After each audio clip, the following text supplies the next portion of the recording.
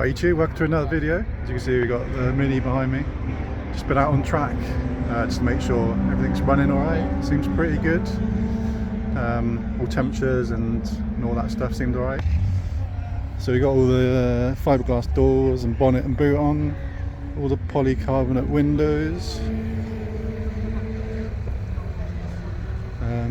Yeah, she's nice and bright orange at the moment at the back, which I'm sure will fade. I need to do something about this. I was spraying the door without it on the car, so obviously I need to finish that line off for my OCD. But yeah, it's all going good. Yeah, let's see some action, shall we?